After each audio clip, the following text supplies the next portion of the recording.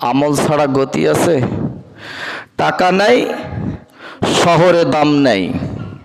টাকা নাই, গ্রামে দাম নাই। টাকা আছে তো দাম আছে।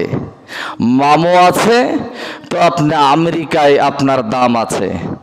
মামু নাই, Switzerland, Japan, America, Abu Dhabi, London, বিভিন্ন জায়গাতে আপনি যেতে পারবেন, যাওয়াটাই সক্ষম।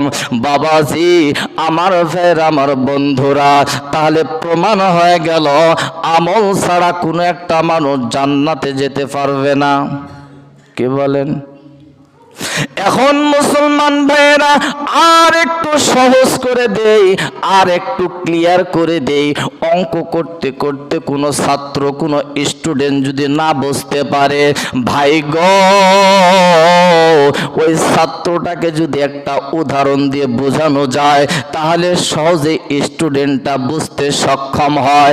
আমি আপনাদেরকে সহজভাবে আর একটা জিনিস আমি বোঝানোর জন্য চেষ্টা করতেছি। আল্লাহর নবীজি যখন তার মেয়ে দুনিয়ার থেকে পরলোক গমন করে, দুনিয়া থেকে যাওয়ার এইরকম একটা সময় চলে আসলো, সংবাদটা কানের মধ্যে ঠাস করে নবীজির কানে চলে আসলো। আল্লাহর নবীজি বললেন, ও আমার সাহাবীরা, তোমরা কে কোথায় আছো গো?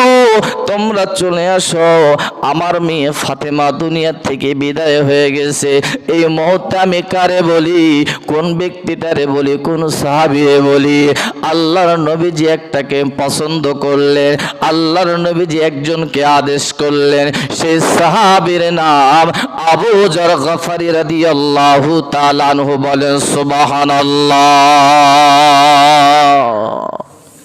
কি নাম ছিলেন? আবু